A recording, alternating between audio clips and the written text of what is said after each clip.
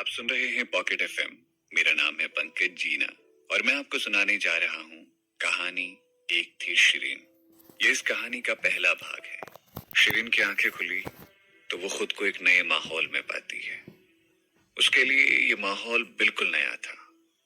पुराने जमाने की बनावट वाले पर्दे, दीवारों पर पुराने जमाने की नक्काशी और गलियारे की बनावट भी प्राचीन काल के घरों जैसी थी। वो एक छोटी सी खिड़की से बाहर तारों से घिरे चांद को देख सकती थी और उसे देखते ही उसे ध्यान आया कि वो कुछ लोगों के कंधे पर सवार थी और वो उसे कहीं लेकर के जा रहे थे। उसने हिलने का प्रयास किया पर वो ऊपर से लेकर नीचे तक कंबल में लिपटी हुई थी। तब उसे आभास हुआ कि वो पूरी तरह से नग्न अवस्था में है। कंबल केवल उसकी आंखों पर नहीं था, उसका बाकी पूरा शरीर कंबल के चंगुल में फंसा हुआ था। उसने उसे लेकर जा रहे दोनों व्यक्तियों की ओर देखा और पाया कि वो दोनों ही काफी ताकतवर और बलशाली थे और दोनों ने सिपाही की पोशाक पहन रखी थी। दोनों कंधे पर शिरीन का शरीर होने के बावजूद भी वो बिना आवाज किए चल रहे थे। शिरीन को इतना तो समझ आ गया था कि वो दोनों लड़ाई के दांव पेच में माहिर थे। शिरीन कंबल के अंदर ही अपनी मुट्ठी कसने लगी। शिरीन मॉडर्न वर्ल्ड की एक प्रोफेशनल किलर थी। वो बेरहम थी और खून करते वक्त सोचती भी नहीं थी, मगर उसे ऐसे धोखे की उम्मीद नहीं थी। वो सिर्फ एक ही व्यक्ति पर विश्वास करती थी, वो थे डॉक्टर नमित गुप्ता। वो उनसे बेहद प्यार करती थी। वो उनसे शादी भी करने वाली थी, मगर किस्मत को तो कुछ और ही मंजूर था। डॉक्टर नमित ने शिरीन को मारने की कोशिश की क्योंकि वो उसका हार्ट ट्रांसप्लांट करके अपनी फियांसे को बचाना चाहते थे। सर्जरी के दौरान शिरीन पर इस्तेमाल की गई बेहोशी की दवा का असर खत्म हो गया और वो जाग गई। उठते ही उसने सर्जिकल नाइफ डॉक्टर नमित के दिल के आर पार कर दिया, मगर सर्जरी के घावों के कारण वो भी बेहोश हो गई। उसे उम्मीद तो यमराज से मिलने की थी, मगर वो इस अजीब सी जगह पहुंच गई थी और एक नए शरीर में भी। उसे इतना तो समझ में आ गया था कि ये कोई मूवी सेट नहीं है। उसे ये भी समझ में आ गया था कि वो वक्त में पीछे आ गई है। यहाँ उसे नया शरीर मिल गया है।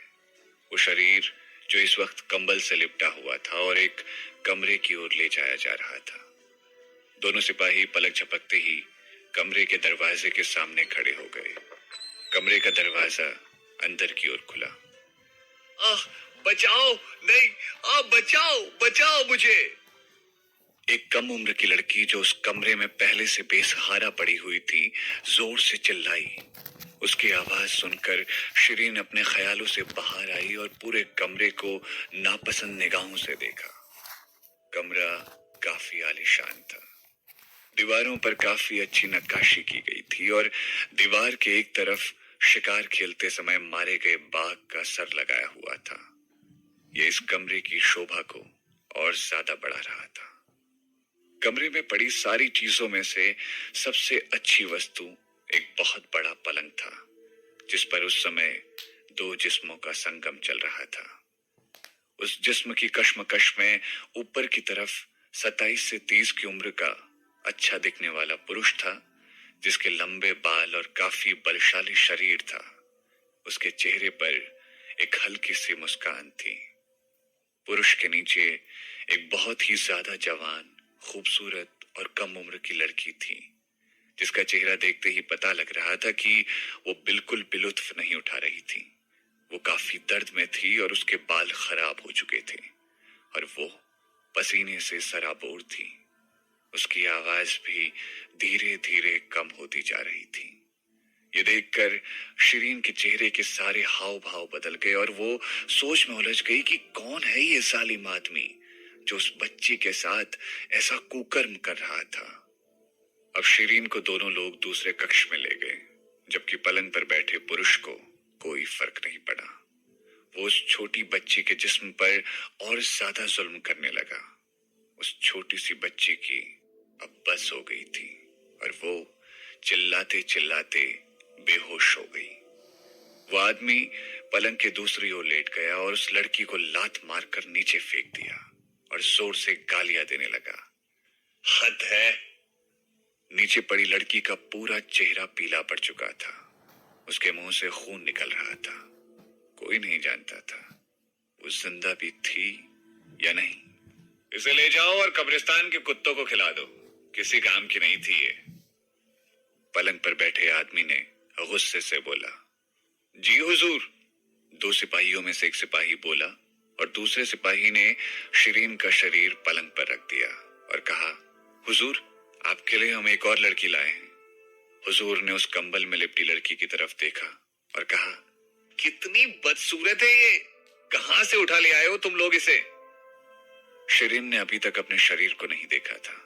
उसे बस इतना पता था कि उसके शरीर में बिल्कुल भी जान नहीं बची थी।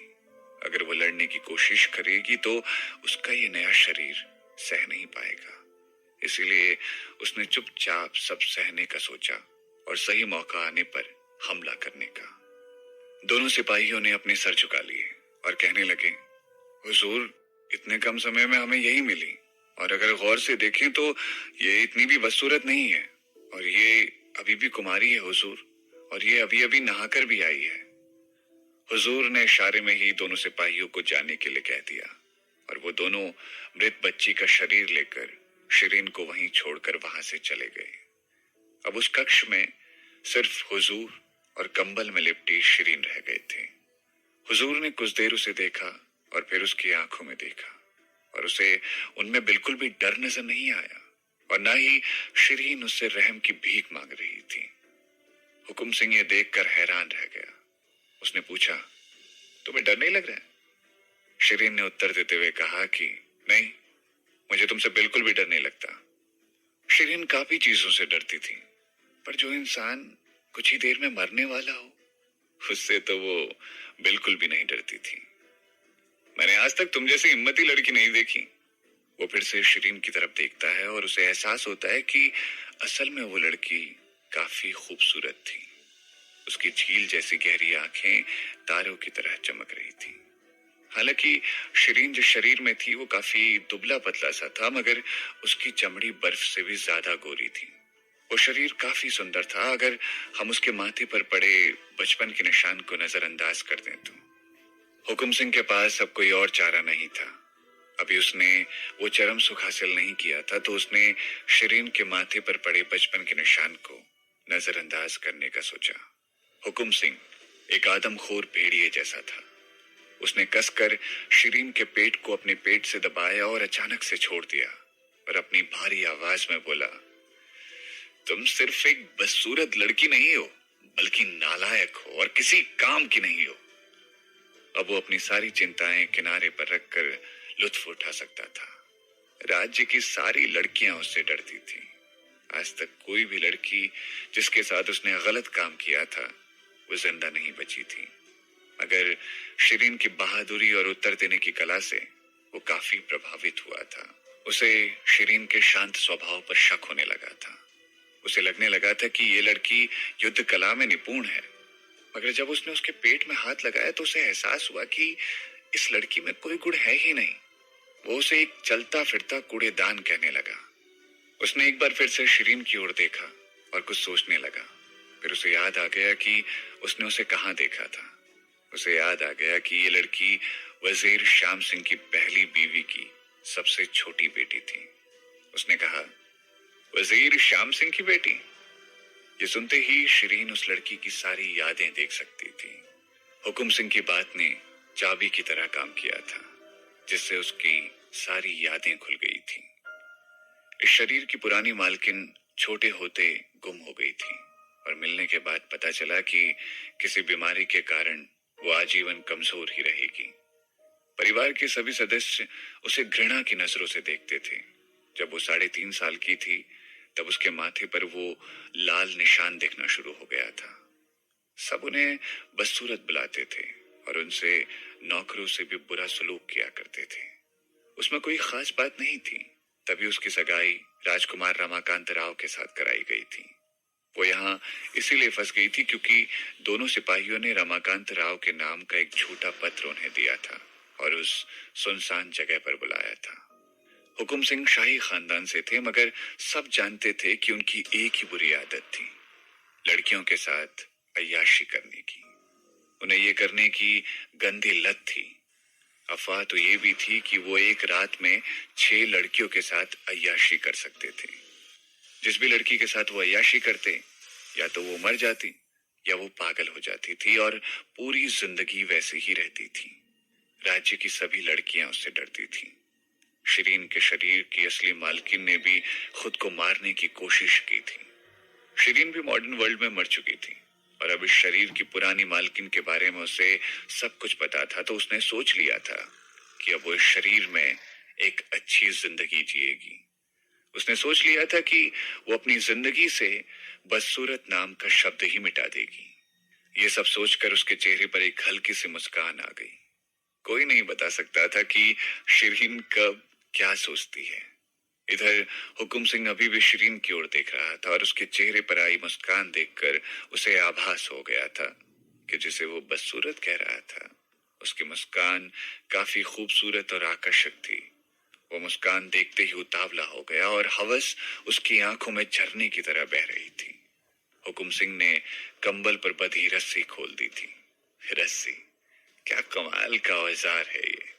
पहले जंग में इस्तेमाल होता था और अब हवस के इस नंगे नाच में।